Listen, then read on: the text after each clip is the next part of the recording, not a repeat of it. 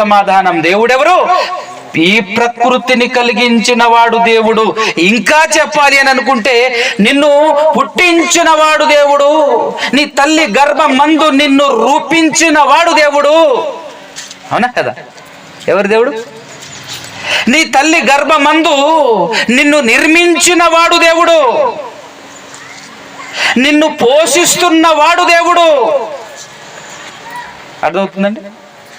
నిన్ను పోషించుచున్నవాడు దేవుడు, నీ కొరకు వర్షాన్ని కురిపించుచున్నవాడు దేవుడు.